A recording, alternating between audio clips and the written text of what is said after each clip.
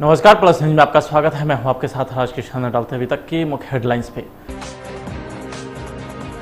उत्तर बिहार में बाढ़ को लेकर के हाई अलर्ट पर नीतीश सरकार।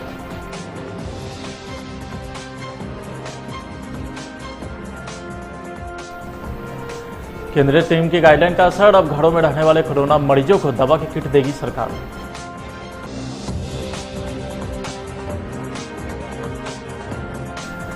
मध्य प्रदेश के राज्यपाल लालजी टंडन के निधन पर बिहार में भी एक दिन का राजकीय शोक। और नीतीश के गृह जिले में शराब माफियाओं ने कराया बाढ़ बलाओं का डांस। अब खबरें विस्तार से।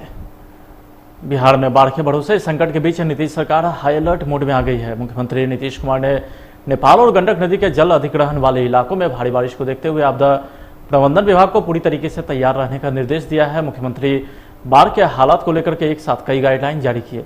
मुख्यमंत्री ने गंडक नदी के निचले इलाकों में रहने वाले लोगों को तुरंत सुरक्षित स्थानों पर पहुंचाने का निर्देश दिया है। बाढ़ प्रभावित लोगों के साथ साथ जानवरों के लिए चारे की व्यवस्था सुनिश्चित करने को भी कहा गया है। मुख्यमंत्री ने जल संसाधन विभाग को अपने इंजीनियर को हाई अलर्ट पर रखने का निर्देश दिया है ताकि तटबंध की सुरक्षा के बारे में पल पल की जानकारी ली जा सके।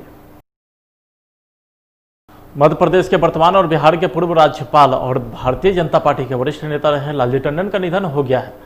मंगलवार सुबह उनके बेटे आशुतोष टंडन ने इस बात की पुष्टि की है। लालजी टंडन कई दिनों से बीमार थे और लखनऊ के अस्पताल में भर्ती थे। यही कारण था कि मध्य प्रदेश के राज्यपाल का कार्यभार आनंदीबेन पटेल को सौंप दिया गया था। उनके निधन के बाद कई बड़े नेता श्रद्धांजलि दे रहे हैं। पीएम नरेंद्र मोदी, बिहार के डिप्टी सीएम सुशील मोदी के अलावा बिहार के मुख्यमंत्री नीतीश कुमार ने भी लालजी टंडन के निधन पर गहरा शोक जताया है।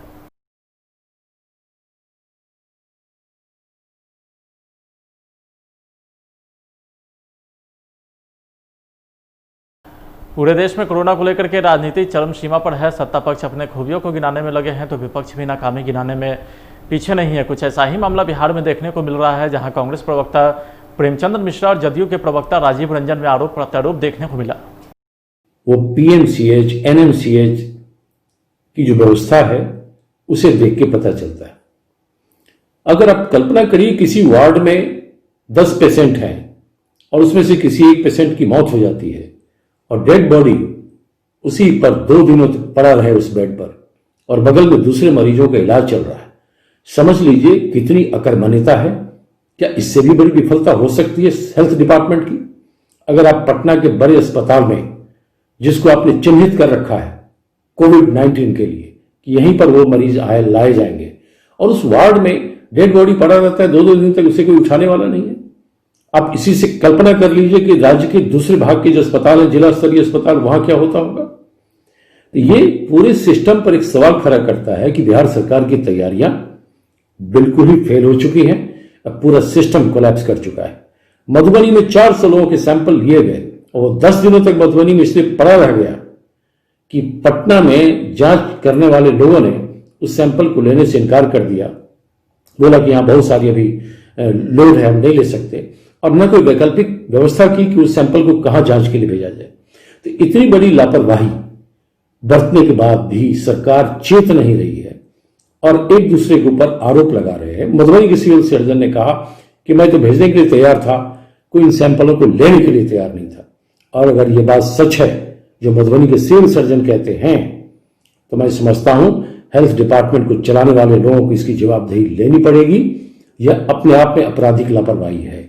तो बिहार के अस्पतालों में जो कुछ भी हो रहा है वो यह बताने को पर्याप्त है कि बिहार की स्वास्थ्य सेवाएं न सिर्फ चरमरा गई हैं बल्कि पूरा सिस्टम कोलैप्स कर गया है। कांग्रेस के नजर में जो केंद्र सरकार की टीम बिहार आई थी कोरोना की स्थिति को देखने के लिए, सरकार के तैयारियों को देखने के लिए, अपने आप में एक आई वॉश के सिवा और कुछ नहीं था। जिस तरह से सेंट्रल टीम ने जाते जाते कुछ मामूली कमियां गिनाई हैं कि भैया कंटेनमेंट जोन में थोड़ा सावधानी बरतिए, कुछ आईसीयू बेड का इंतजाम करिए, और इस तरह से कुछ हिदायत देके वो चले गए। मेरा मानना है कि ये सब एक प्री प्लान था कि टीम आएगी और उसे एक औपचारिकता कर ली जाएगी। सच्चाई ये है कि उस केंद्रीय टीम को अस्पतालों की वो स्थिति नहीं दिखाई गई, न देखने दिया गया शायद वो देखना भी नहीं चाहते होंगे। तो ये जो परिस्थिति है वो बिहार के साथ अपने आप में एक छलावा है। बिहार में जो कोरोना संक्रमण को लेकर परिस्थितियां बनी हैं वो इतना बताने को पर्याप्त है कि राज्य सरकार और उसकी जो व्यवस्था है वो संक्रमण रोकने में फेल हो चुकी है।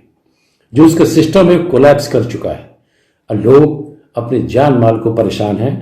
खासकर आम लोग, गरीब लोग, मिडिल क्लास, जिनके पास कोई साधन नहीं है, उनकी बातों को और उनके इलाज को लेकर, उनकी समस्याओं के निराकरण को लेकर एक भी कदम सरकार नहीं उठा पा रही है। तो मेरा मानना है कि इस तरह के केंद्रीय टीम के विजिट का कोई मायने नहीं है। सच्चाई मुख्यमंत्री जी को पता है और उन्हें इस संबंध में तत्काल कदम उठाने चाहिए, और अगर वो नहीं कुछ कर पा रहे हैं तो मैं समझता हूं उन्हें अपनी जिम्मेदारियों से मुक्ति ले लेनी चाहिए। कोरोना के संक्रमण को लेकर विपक्ष के अनावश्यक बयानबाजी से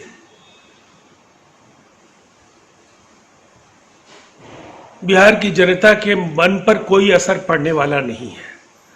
आज वो बार बार डबल इंजन की सरकार का उपहास उड़ाने की कोशिश कर रहे हैं, लेकिन केंद्र सरकार और राज्य सरकार दोनों ही इस आपदा के समय मिलकर संक्रमण के बढ़ते मामलों की जांच, स्वास्थ्य संबंधी आधारभूत संरचना और कैसे बेहतर तरीके से इस संक्रमण के प्रभाव को बढ़ने से रोका जा सके, एक रणनीति पर काम कर रहे हैं। कठिनाइयां हैं, चुनौतियां हैं, लेकिन इसे बिहार के विपक्ष के अनावश्यक दखलंदाजी के बजाय नीतीश कुमार जी जनता के प्रति उत्तरदायी हैं और जनता से जुड़े सवालों पर उन्होंने पूर्व में भी काफी बड़े फैसले लिए और चुनौतियों को असर में बदला, और इस बार भी इस संकट से बिहार जरूर जूझ कर सफल होगा और बिहार को कामयाबी मिलेगी। कोरोना के बढ़ते संक्रमण और Covid hospital Nalanda medical college अस्पताल में कोविड ग्रसित मरीज एवं परिजनों की शिकायत पर प्रमंडलीय आयुक्त संजय अग्रवाल, जिलाधिकारी कुमार रवि समेत कई अधिकारी नालंदा मेडिकल कॉलेज अस्पताल का जायजा लिए और तुरंत सभी विभागों के अधिकारियों के साथ बैठक करते हुए कई फैसले लिए गए।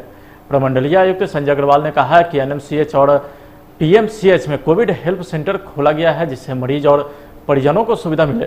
सर आज यहाँ पर कंट्रोल रूम का सर और कोई नहीं है सर यहाँ नहीं सर, बोलिए सर। ये कंट्रोल रूम का यहाँ सर संचालन किया जा रहा है, किस तरह ये कंट्रोल रूम काम करेगा, यहाँ पर क्या क्या सुविधाएं दी जाएगी सर? देखिए, पीएमसीएच और एनएमसीएच दोनों स्थानों पर आज कंट्रोल रूम ने काम करना शुरू कर दिया है। कंट्रोल रूम से लोगों को सहूलियत मिले, अगर कोई शिकायत है या कोई प्रॉब्लम है या कोई समस्या आ रही है तो वो यहाँ पर इसको बता सकते हैं। यहाँ एक आईएएस पदाधिकारी को, आईपीएस पदाधिकारी को यहाँ लगाया गया है और उनके साथ 24 घंटे के लिए टीम लगाई गई है जो 3 पाली में काम करेगी। रात के शिफ्ट में भी लोग रहेंगे, डॉक्टर्स को भी लगाया गया है। और आज एनएमसीएच के प्रिंसिपल, सुप्रिटेंडेंट, एचओडी सभी के साथ एक बैठक भी की गई, जिससे जो जो प्रॉब्लम्स यहाँ पर आ रही है उसका समाधान भी किया गया। और लगातार हमारे डॉक्टर्स पिछले 3 महीनों से यहाँ पर ड्यूटी कर रहे हैं, उनको हम लोगों ने धन्यवाद भी दिया है, क्योंकि काफ़ी कठिन चैलेंज सभी लोगों के लिए है। तो डॉक्टर्स को भी जो समस्याएं हैं ड्यूटी करने में, उसका भी समाधान किया गया है और आगे भी लगातार ये सुपरविजन और मॉनिटरिंग होती रहेगी। एनएमसीएच में वीडियो कॉन्फ्रेंसिंग की सुविधा भी हम लोग उपलब्ध करवा रहे हैं, ताकि वीडियो कॉन्फ्रेंसिंग के माध्यम से भी समय समय पर इंस्पेक्शन, निरीक्षण या समीक्षा की जा सके। डेड बॉडी के संबंध में कई बार समस्याएं आ रही हैं, उसके लिए डेड बॉडी का निस्तारण करने के लिए, डेड बॉडी को ले जाने के लिए, वार्ड से उठाने के लिए एक्स्ट्रा मैन पावर आज दे दिया गया है। और जो आदमी काम करता था उसको इंसेंटिव भी दिया जाएगा। जो पहले जितना मानदेय मिलता था अब उसको बढ़ा दिया गया है मानदेय, ताकि डेड बॉडी को उठाने में उसको दिक्कत ना हो, पैकिंग करके भी दिया जाता है। और साथ ही जो यहाँ से ले जाने के लिए गाड़ियाँ भी 2 उपलब्ध रहेंगी। और बास घाट में पहले जो जो जलाने की सुविधा रात में थी वो अब 24 घंटे रहेगी। वहाँ पर व्यवस्था की गई है, अलग घाट डीएम साहब के द्वारा चिन्हित किया गया है ताकि वहाँ पर डिस्पोजल में किसी प्रकार की परेशानी ना हो। तो अब जो स्थितियाँ हैं बिल्कुल नियंत्रित रहेंगी और लगातार निगरानी भी रहेगी। और एनएमसीएच प्रशासन के द्वारा भी जो कार्य किया जा रहा है उनको 15 लाख रुपए अतिरिक्त फ्लैक्सी फंड भी उपलब्ध करवा दिया गया है एनएमसीएच में भी और पीएमसीएच में 15 लाख रुपये, जिससे उनको जो छोटे मोटे काम हो जिसको कराने के लिए कोई राशि उपलब्ध ना हो तो वो फ्लैक्सी फंड से इसका उपयोग कर सकते हैं। तो वो पावर रहेगा, पावर रहेगा। ये पावर प्रिंसिपल और सुप्रिटेंडेंट साहब को रहेगा कि किसी भी हेड ऑफ द डिपार्टमेंट को कोई समस्या आ रही है, कोई चीज़ की अर्जेंट आवश्यकता पड़ गई तो उसको तुरंत ले करके उसको काम चला सकते हैं। इससे कोई काम रुकेगा नहीं। और बाकी लॉन्ग टर्म में जितने काम चाहिए उसके लिए तो सरकार अतिरिक्त राशि समय समय उपलब्ध।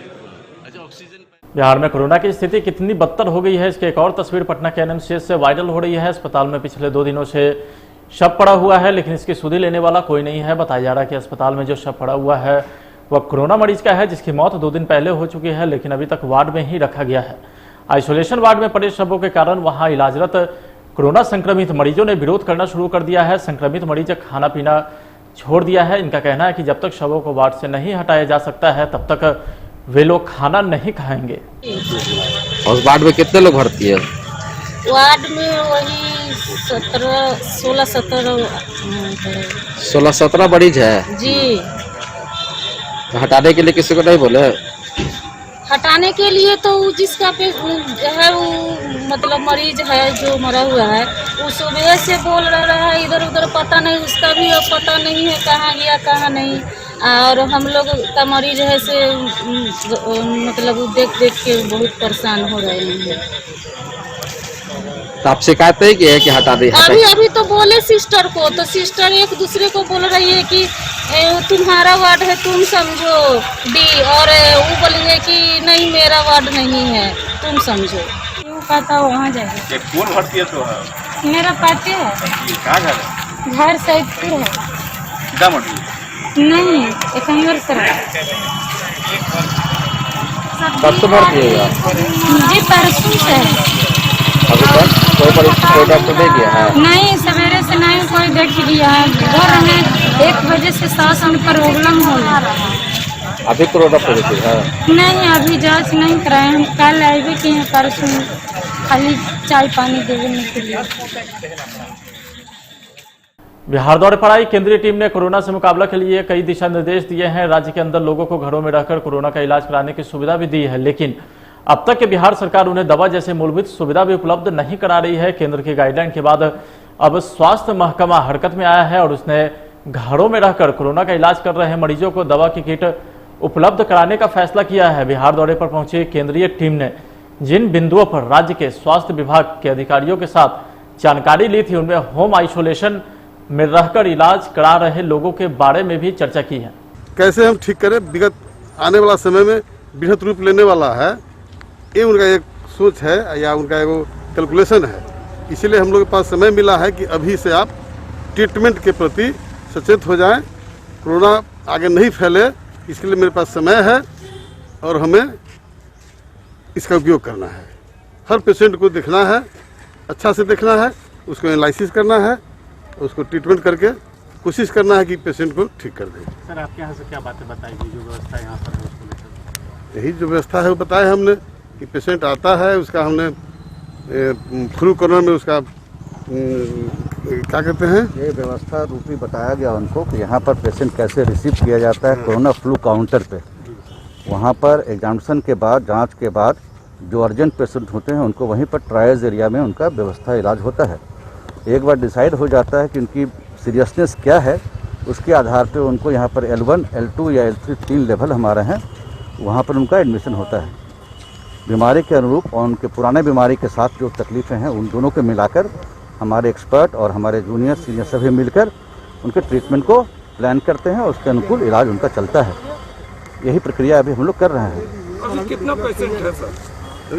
अभी तो 50 पेशेंट हमारे भर्ती हैं ना ट्रीटमेंट में। हाँ, 50 पेशेंट हमारे ट्रीटमेंट में हैं, जिसमें अभी आपको 9 पेशेंट हमारे L3 पर हैं, यानी सीरियस स्टेट में, जिनको जिसमें 2 व्यक्ति को एक नॉन इन्वेसिव वेंटिलेटर कहते हैं बाईपेस। बिहार के सीएम नीतीश कुमार के गृह जिले नालंदा के भागन बीघा थाना क्षेत्र के बोखना गांव से एक सांस्कृतिक कार्यक्रम के नाम पर जमकर लॉकडाउन की धज्जियां उड़ाई गई है। हद तो तब हो गई जब सांस्कृतिक कार्यक्रम के दौरान लोग कानून को ठेंगा दिखाते हुए बारबलाओं के साथ हथियार लहराते नजर आए। बताया जा रहा है कि लॉकडाउन में बारबलाओं का डांस का आयोजन शराब माफिया ने कराया था। बगल में ही स्थित थाने को इतने बड़े कार्यक्रम की भनक तक नहीं लग सकी। बताया यह भी जा रहा है कि कार्यक्रम शुरू होने से पहले डीएम के आदेश पर स्थानीय प्रशासन के द्वारा कार्रवाई के नाम पर खानापूर्ति व डांट फटकार कर वापस लौट गए थे, जिसके बाद इन लोगों के मनोबल और बढ़ गया।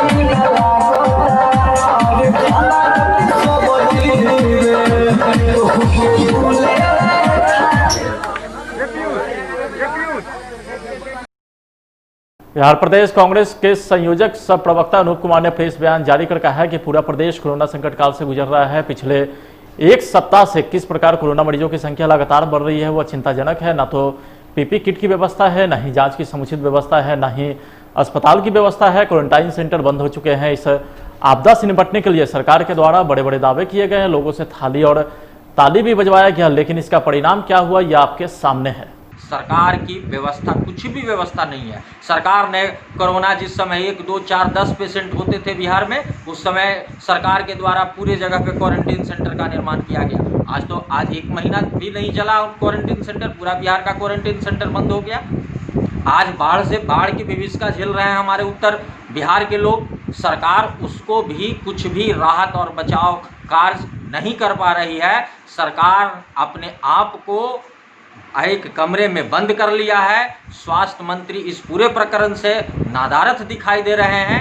ऐसी स्थिति में बिहार की जनता को आपने भगवान भरोसे छोड़ दिया है और किसी प्रकार की कोई व्यवस्था नहीं है। सरकार सिर्फ राहत और बचाव के नाम पर सरकारी फंड का लूट करने में। पटना से सटे बख्तियारपुर बाजार में प्रशासन की कार्रवाई सख्त हो गई है, जहां डीएम के आदेश के बाद बख्तियारपुर बाजार इलाके को बैरिकेडिंग लगाकर सील कर दिया गया है। आपको बता दें कि कोरोना से संक्रमित मरीजों की बेतहाशा बढ़ोतरी और कोरोना से मृतक की संख्या में वृद्धि होने के बाद भी भीड़ में कमी नहीं देखी जा रही थी, जिस वजह से भीड़ को काबू में करने के लिए बैरिकेडिंग लगाकर इलाके को सील किया गया। बैरिकेडिंग इसलिए किया जा रहा है कि बार बार कहने के बाद बाजार में काफ़ी भीड़ हो रही है। माइकिंग भी कराया जा रहा है, लोगों को मना भी किया जा रहा है, फिर भी लोग मानने के लिए तैयार नहीं है। इसलिए भीड़ को कम करने के लिए रास्ते को ब्लॉक किया जा रहा है, ताकि लोग गाड़ी घोड़ा से अंदर बाज़ार की तरफ ना आए और भीड़ कम हो।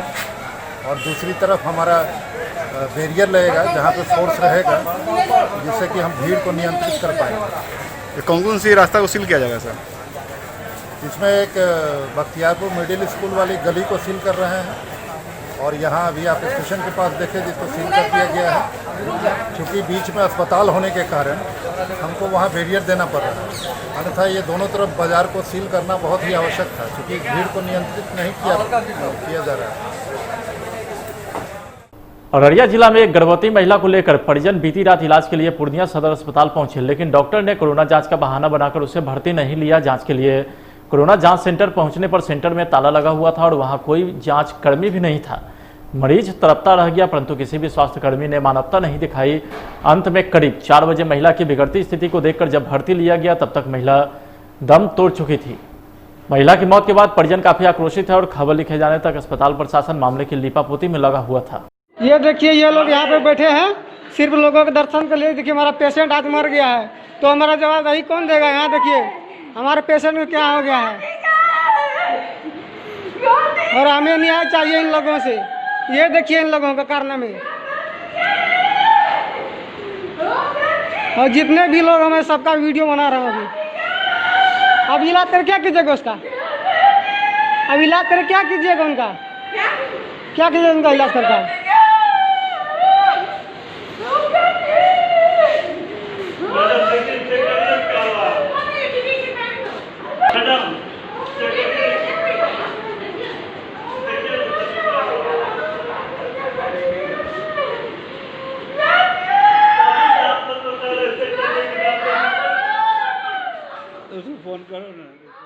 मधुबनी के झंझारपुर प्रखंड के बनौर गांव में 11 लाख से अधिक की लागत से बनी पीसीसी सड़क के निर्माण कार्य की धांधली उजागर हो रही है। भारी बारिश के कारण सड़क कई जगह टूटकर बड़े बड़े गड्ढे बन गए हैं। गड्ढे के कारण कभी भी बड़ी दुर्घटना होने की संभावना है। मालूम ही नहीं पड़ता है कि सड़क में गड्ढा है या गड्ढे में सड़क है। ग्रामीणों में इसे लेकर के काफी रोष व्याप्त है।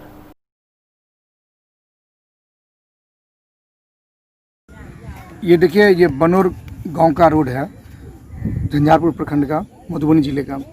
स्थिति ऐसा है कि इस गांव जो है ये नदी के किनारे बसा हुआ है। बाढ़ आपदा हमेशा आते रहता है। अगर यहाँ से आदमी अगर चाहे कि कोई इमरजेंसी काम से निकले तो आप देख सकते हैं कि ये जो रोड बना था ये किस तरह का रोड है। ये समझ में नहीं आ रहा कि सड़क में गड्ढा है या गड्ढे में सड़क है। मुखिया जी ने क्या काम किया और ये 7 निश्चय योजना कहा गया सरकार का, इस रोड को देख करके भली बात समझ सकते हैं। 2018 का पास हुआ था सेशन, लेकिन 2020 में बना है, जो कि जनवरी फरवरी में बना। और आज भारी बारिश के कारण रोड बहुत टूट गया। और पहले भी जो नाला का कार्य है बहुत ही घटिया रूप से किया गया है, जो कि आप देख सकते हैं बहुत टूटा हुआ है पूरा रोड पानी से, और जाने आने में बहुत ही असुविधा है। और आगे जो है आज पूरा रोड जो कम से कम 2-3 मीटर कट चुका है, पानी के बहाव में चला गया है। जाने आने में बहुत ही असुविधा हो रही है लोगों की। और ज़्यादा दिन नहीं हुआ सड़क को बना हुआ, मुश्किल से 2 मंथ हुआ होगा। कहाँ का, कौन सा जगह है ये? ये बनौर गांव है, संतनगर पंचायत का, झंझारपुर प्रखंड में। यहाँ का जो मुखिया है राम कुमारी देवी हैं, उसी के अंतर्गत बना था ये रोड। कंप्लेन किए थे हम लोग, बीडीओ को किए थे कंप्लेन। बीडीओ अपना एक पदाधिकारी भेज के चेक करवाएं, तो ये 7 निश्चय योजना से था। 11,65,400 का योजना था। तो उसमें जो आया वहाँ से पदाधिकारी, तो वो चला गया, यहाँ से चेक वेक करके चला गया। फिर यहाँ से जो भी हो, इनका ठेकेदार बोल दो चाहे जो भी, वो गया, उसे 2-4-5 हज़ार जो दे, तो वही है। लागत है 11-12 लाख, उतने का रोड भी नहीं है। और सारा बिल पास करके सब अपना मिलजुल के खा गया। 70,000 का रोड, ये रोड 11,65,400 रुपया अभी बताया इन्होंने। हमें तो नहीं लगता है कि 11,65,000 इसमें खर्चा हुआ है। आधा पैसा भी खर्च नहीं हुआ है, क्योंकि अभी साल भी नहीं लगा है। 2019 में ये काम खत्म हुआ है, जनवरी में शायद। नहीं, योजना तो 17-18 का दिखा रहा है। योजना 17-18 का दिखा रहा है, लेकिन 2020 में ये रोड बना हुआ है। अभी साल होने में 6-7 महीना बाकी है। लेकिन रोड की हालत आप देख रहे हैं, जर्जर हो चुकी है। कि कुछ लगता है दूसरी बारिश है तो ये रोड पूरा बह जाएगा। कुछ भी इसमें दम नहीं है। अभी आपने वीडियो बनाया है, आपने देखा होगा कि उसमें हर जगह टूट गया है, दब गया है नीचे। अभी बारिश का 2 महीना बाकी है, उसके बाद आप सोच सकते हैं। मुख्यमंत्री और प्रधानमंत्री सड़क योजना से जुड़ा हुआ है या नहीं ये गाँव? हाँ, प्रधानमंत्री। ये रोड जाकर उसमें नहीं जुड़ा हुआ है। आधा काम हुआ है, थोड़ी दूर काम हुआ है, फिर थोड़ा दूर जो काम होने वाला उधर भी टूट गया है। 2-3 मिनट टूट गया। अभी गाँव वाले को आने जाने में बहुत दिक्कत हो रही है। राष्ट्रीय जनसंभावना पार्टी के राष्ट्रीय अध्यक्ष उपेंद्र सैनी ने प्रेस वार्ता कर कहा है कि अभी बिहार में कोरोना महामारी से हालात बद से बदतर हैं और इसी बीच अक्टूबर-नवंबर में विधानसभा चुनाव भी होनी है। हम माननीय चुनाव आयोग से मांग करते हैं कि चुनाव का नॉमिनेशन की प्रक्रिया बिल्कुल ऑनलाइन होनी चाहिए और साथ ही साथ चुनाव आयोग के द्वारा print media, digital media, electronics media के द्वारा सभी कैंडिडेट का प्रचार चुनाव आयोग के द्वारा ही किया जाए, जिससे कोरोना के समय में चुनाव को आसानी से किया जा सके। विधानसभा चुनाव होने की है, लेकिन वैश्विक महामारी सुरसा की तरह पैर फैलाते हुए जा रहा है। लेकिन हम माननीय चुनाव आयोग से मांग करते हैं कि नॉमिनेशन की जो भी प्रक्रिया हो ऑनलाइन होना चाहिए और प्रचार पेपर मीडिया, प्रिंट मीडिया से अपने स्तर से कराया जाए। जो भी नमूना रहेगा ईवीएम का, जिस पार्टी का है, उसको पेपर में डाला जाए और टीवी में डाला जाए और सिर्फ ये चुनाव आयोग के स्तर से ही किया जाए, तभी ये संभव है। और पब्लिक से प्रचार कम कराया जाए तो ये संभव हो सकता है। कोरोना कम फैलेगा और सही टाइम पर चुनाव करने में चुनाव आयोग सक्षम हो सकते हैं। इसीलिए इसी पद्धति से चुनाव कराया जाए। मुजफ्फरपुर के गायगढ़ प्रखंड के शिवदाहा पंचायत के शिवदाहा स्थित रामफल चौक के समीप बनी पुल टूटने से लोगों को आने जाने में काफी परेशानियों का सामना करना पड़ रहा है। विगत सप्ताह आई बाढ़ से यह पुल ध्वस्त हो गया था, लेकिन लगातार हो रही बारिश के पानी की तेज बहाव से पुल टूट गया। मालूम हो कि प्रखंड के कुछ पंचायत बाढ़ के दिनों में टापू में भी तब्दील हो जाता है। रास्ता टूट गया है, पुल टूट गया है, कहीं आने जाने का रास्ता नहीं है, कोई भी रास्ता नहीं है, सारा जगह टूट गया, पानी भरा हुआ है, कहाँ जाए किधर से निकले कोई उपाय नहीं है। इस पे कुछ सरकार अपना वो चलाए अपना, और क्या कहें, इसमें कहीं कोई रास्ता भी नहीं है जाने आने का, सारा जगह रास्ता बंद है, दुकान पे भी जाने का रास्ता नहीं है, राशन पानी भी खत्म हो रहा है, बाजार जाने में भी दिक्कत हो रहा है, सारा स्थिति खराब हो गया, सारा रास्ता बंद हो चुका है, कहाँ जाए, दहाड़ आगे बाढ़ पानी आ गया है सब जगह। वहीं समस्तीपुर में भी कई घरों में बाढ़ का पानी घुस जाने से ग्रामीण आक्रोशित है। पूसा और करफुरी ग्राम में आक्रोशित ग्रामीणों का कहना है कि प्रशासन के द्वारा स्थानीय स्तर पर कोई मदद नहीं मिल रही है।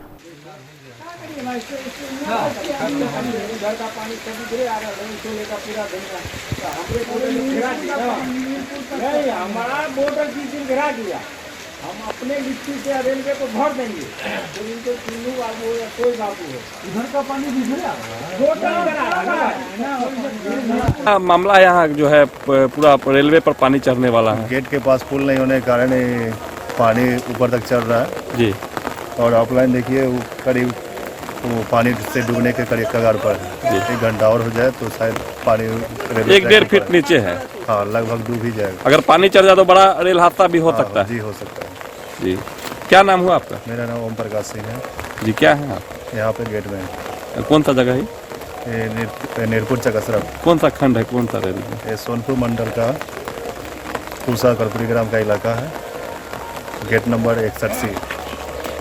सर बता रहा यही है कि यहाँ पर इतना पानी लगा हुआ है कि पूरे घर में लोगों को, सारे लोगों के घर में जो है पानी ढुक गया है। अच्छा। हम लोगों को तराही का देखना करना पड़ जा रहा है, भोजन पानी बनाने के लिए भी हम लोग को जो है सब परेशानी हो रही है, समझा नहीं।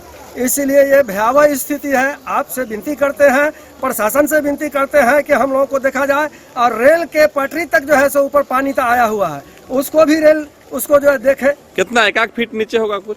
हाँ सर, उसमें तो 2 फीट करीब है नीचा डीप। क्या नाम हुआ आपका? मेरा नाम मोहम्मद जियाउद्दीन हुआ सर। कौन सा जगह है? गेट नंबर कितना है? ये गेट नंबर जो है 61 है। अच्छा, कहाँ है? कौन जगह का नाम बताएंगे?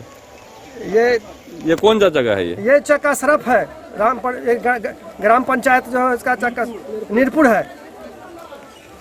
तो यही है कि हम लोग तो हर साल डूबिए जाते हैं। अच्छा। दूसरा कि पानी भरा रहता है, किधरों निकलने का रास्ता नहीं है। अच्छा। तीसरा कि लाइन सट के ऊपर जो है पानी चलता रहता है। अच्छा। और लोग जो है सो डूबते रहते हैं उसमें। कितना नीचे है बह रहा है पानी रेलवे से? रेल से जो है सो 2 फीट नीचे पानी चल रहा है। मतलब थोड़ा और बारिश होगा तो ऊपर चढ़ सकता है? हाँ, थोड़ा और चलेगा तो ऊपर तो चढ़िए जाएगा पानी।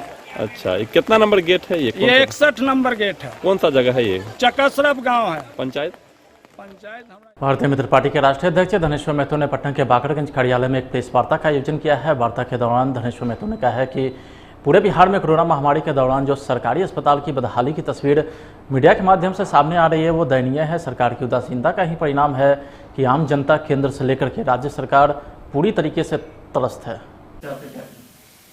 अरे भाई, केंद्र सरकार जब खुद ही बीमारी को फैला रही है तो राज्य सरकार क्या करेगी?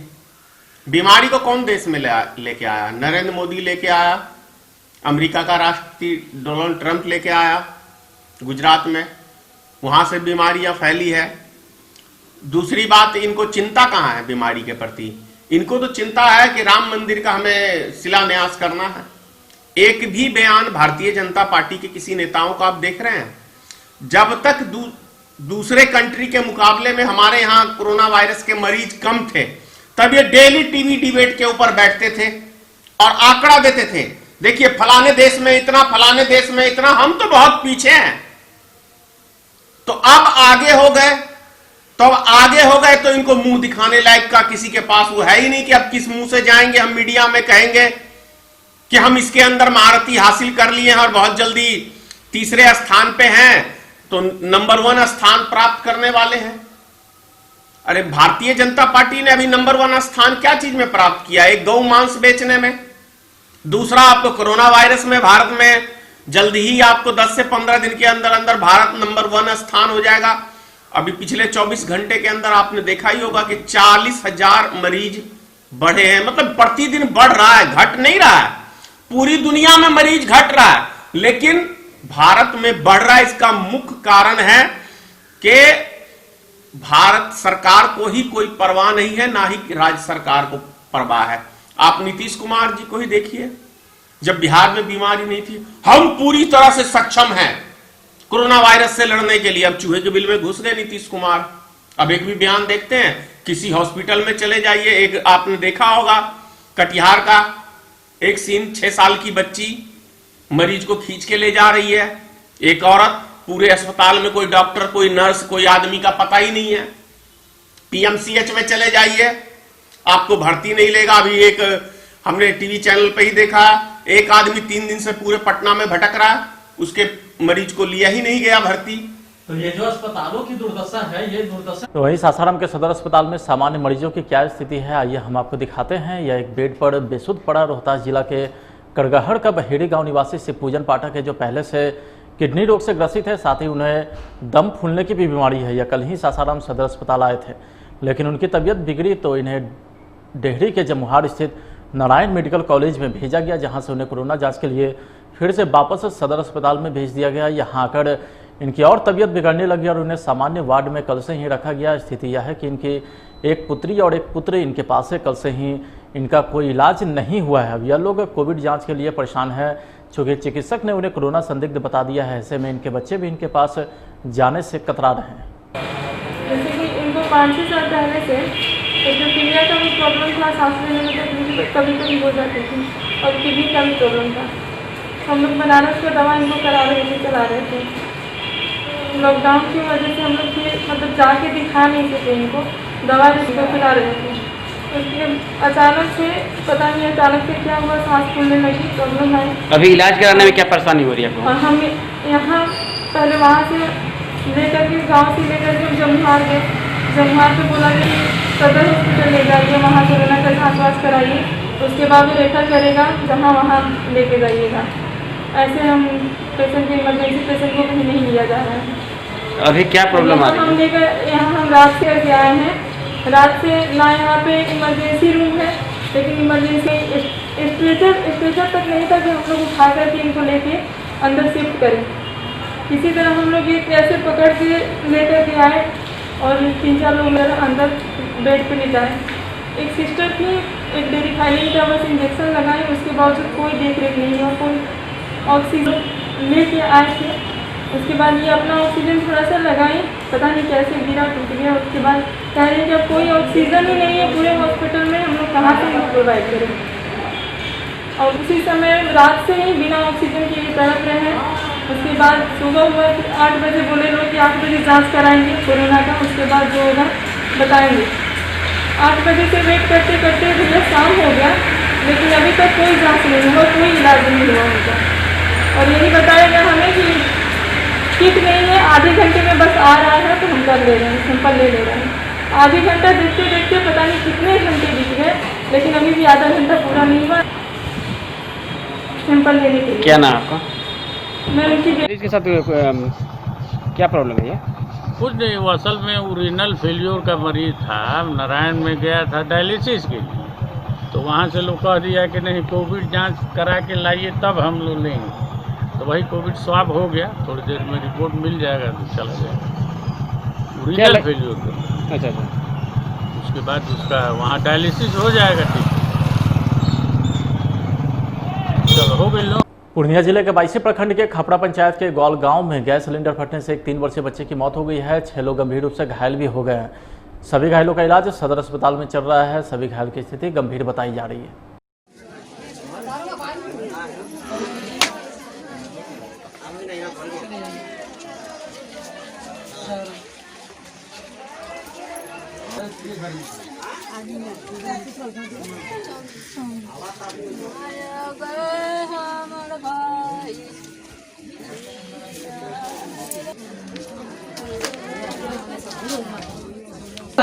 ये हुआ है जो बिहार राज्य स्वास्थ्य संविदा कर्मी संघ के आह्वान पर सासाराम में भी संविदा पर कार्य कर रहे स्वास्थ्य कर्मी अनिश्चितकालीन हड़ताल पर चले गए हैं। इनके हड़ताल से स्वास्थ्य व्यवस्था पूरी तरीके से चरमरा गई है। खासकर कोरोना वायरस के संक्रमण के समय इस तरह से हड़ताल की स्थिति और भी खराब होने की संभावना है। आपको बता दें कि संविदा पर बहाल कर्मी पिछले 1 सप्ताह से अपनी मांगों को लेकर के कई गतिविधियां भी चला रहे थे। ये हम लोग बिहार राज्य स्वास्थ्य संविदा कर्मचारी संघ के आह्वान पर 13 जुलाई 2020 से 19 जुलाई 2020 तक हम लोग सांकेतिक हड़ताल काला पट्टी बांध करके काम करने का काम किए और दिनांक 20 को हम लोग 1 दिवसीय सांकेतिक हड़ताल पर जाने का काम किया। उसके बावजूद भी सरकार हम लोग की बातों को अनदेखा कर दी, तो हम लोग को विवश होकर के आकर के आज 21 तारीख से 21 जुलाई से अनिश्चितकालीन हड़ताल पर जाने का निर्णय लेना पड़ा। ये बहुत ही दुखद बात है कि हम लोग को ये निर्णय लेने पर सरकार ने विवश करने का काम किया। 2013 से चौधरी कमेटी का निर्माण हुआ, लेकिन आज तक 2013 से अभी तक उसका कमेटी का निर्णय आने में इतना देर लगा। इसके चलते हम लोग को ये काम करना पड़ा। मौसम विभाग का अलर्ट था कि 2 दिनों की लगातार हो रही मूसलाधार बारिश के कारण नगर पंचायत क्षेत्र के वार्ड नंबर 1 से लेकर 10 तक में बाढ़ का पानी प्रवेश कर गया है। कई घरों में पानी प्रवेश करने के साथ सड़क पर 2 से 3 फीट पानी का बहाव भी हो रहा है। तो वहीं मोतिहारी में वार्ड संख्या 1 से नौका टोला के मुख्य पथ पर 4 से 5 फीट पानी के तेज बहाव हो रही है। विधायक प्रतिनिधि पार्षद पति विकास शर्मा, पार्षद शाबीर आलम शेख तालिम ने बाढ़ प्रभावित क्षेत्रों का दौरा कर बाढ़ की भयावता को देखते हुए जागरूकता अभियान भी चलाया है। सुरक्षित मानक स्थानों पर जाने की आग्रह की और साथ ही प्रशासनिक अधिकारियों से दूरभाष पर बात कर वस्तु स्थिति से भी अवगत कराया। बाढ़ जो है बांध टूटने के बाद उसके बाद अभी अब जिलाधिकारी महोदय से हम ये मांग करेंगे कि जल्द से जल्द यहाँ के लोगों के लिए समुचित व्यवस्था हो, तिरपाल की व्यवस्था हो, उसके बाद खाने की व्यवस्था, क्योंकि लोग अपना घर छोड़ के बाहर रोड पर आने की व्यवस्था। साथ ही जिला प्रशासन से मेरी ये मांग है, यहाँ पे लोग जब रोड पे रह रहे हैं, गाड़ी का आवागमन है, नेशनल हाईवे, तो यहाँ पे एक चेक पोस्ट की व्यवस्था हो, गार्ड यहाँ पे रहे ताकि गाड़ी को स्लो मोशन में यहाँ से जाया जाए, नहीं तो कभी भी अनहोनी हो सकती है। राजधानी में जहां कोरोना संकट से लोग जूझ रहे हैं तो वही अपराधियों का तांडव भी जारी है। ताजा मामला पटना सिटी के खाचकाला थाना क्षेत्र के घाघा गली इलाके का है, जहां बाइक सवार अपराधियों ने दिन दहाड़े 19 साल के युवक की गोली मारकर हत्या कर दी है। घटना की सूचना मिलते ही मौके पर पहुंचे पटना सिटी के एसपी और पुलिस की टीम पूरे मामले की छानबीन में जुटी है। पुलिस का कहना था कि राहुल राय हत्या मामले में आरोपी था।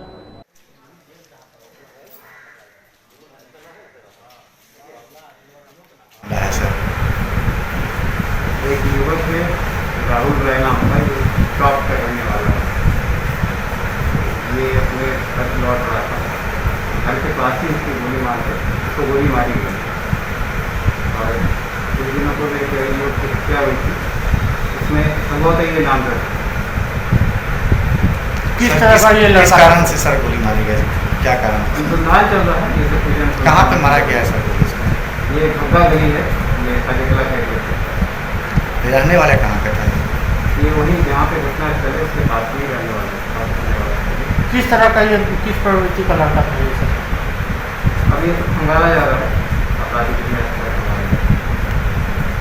कोरोना काल में भी विभिन्न अस्पतालों की सुरक्षा की कमान संभाल रहे सिक्योरिटी गार्ड ने पिछले 16 महीने से वेतन नहीं मिलने से नाराज होकर सासाराम के सिविल सर्जन कार्यालय पर प्रदर्शन किया है। इन लोगों का कहना है कि पिछले 16 महीने से इन लोगों को वेतन नहीं मिला है। बिना वेतन के 1 साल से अधिक से वे लोग काम कर रहे हैं। अब स्थिति पूरी तरीके से चरमरा गई है। नहीं मिल रहा है, इसी प्रदर्शन कर रहे हैं। 16 महीना हो गया, अभी तक हम लोग का पेमेंट नहीं यहाँ से नहीं जा रहा है। रेफरल अस्पताल नसरीगंज का हम लोग गार्ड हैं। क्या नाम है आपका? मनोज मुंगा। कौन है आप? नहीं मिल रहा है आज 16 महीने से। रेफरल अस्पताल नासरीगंज के 2100 गार्ड के 16 महीने से पेमेंट नहीं मिल रहा है और बंडल भेजने के बाद में वो लोग बोलते हैं कि हम भेज दिए हैं, नहीं भेजे हैं, क्या किए हैं उन लोग को पता नहीं चलता है। बोलते हैं वहाँ से पैसा भी नहीं आ रहा है, आखिर क्यों नहीं आ रहा है? उनको तो जवाब देना है ना हम लोग को, यहाँ हम लोग को पैसा क्यों नहीं आ रहा है, क्या बात है? टोटल कितने लोग हैं हम लोग 21 आदमी हैं। क्या नाम आपका? अर्जुन सिंह। कौन है आप? Security guard. आम आदमी पार्टी के समस्तीपुर विधानसभा प्रभारी ने प्रेस वार्ता कर कई मुद्दों पर चर्चा की है। चुनाव के विषय पर उन्होंने बताया कि अभी कोरोना के समय आम आदमी पार्टी बिहार विधानसभा चुनाव के पक्ष में नहीं है। अभी समय है आम जनता के साथ इस दुख की घड़ी में कदम से कदम मिलाकर चलने की। बिहार में अभी कोरोना महामारी में आम आदमी पार्टी आम जनता और लोगों के साथ जुड़ के इस महामारी में साथ चल रही है और ये इस महामारी कोरोना महामारी और बाढ़ की वजह से हम लोगों को इस चुनाव में क्या कहते हैं चुनाव के पक्ष में नहीं है। सर, क्या आम आदमी पार्टी बिहार में जो चुनाव लड़ रही किसी और पार्टी से गठबंधन भी करना चाह रही है? नहीं, अभी तो पूरे स्टेट में हमारी पार्टी अकेले चुनाव लड़ने का कार्य कर रही है, यानी तैयारी कर रही है। ऐसे ये गठबंधन की बात कहिएगा तो गठबंधन का यह शीर्ष नेतृत्व के अधीन में है। बिहार में रोजगार को मुहैया कराना, जैसे कि जितने कल कारखाने हैं उसको खुलवाना, जिससे कि पलायन रुक सके। और दूसरी बात, शिक्षा व्यवस्था को सुचारू ढंग से चलाने की कोशिश करना। दिल्ली मॉडल पे, आम आदमी पार्टी के दिल्ली मॉडल पे यहाँ बिहार में चुनाव लड़े। दिल्ली मॉडल की बात सर आप कर रहे हैं, क्या यहाँ भी बिजली पानी मुफ्त दी जाएगी? जरूर हम लोग इस काम के लिए भी पूरी तरीके से मेहनत कर रहे हैं। फिलहाल आज की खबर में इतना ही। आप देखते रहिए प्लस न्यूज। नमस्कार।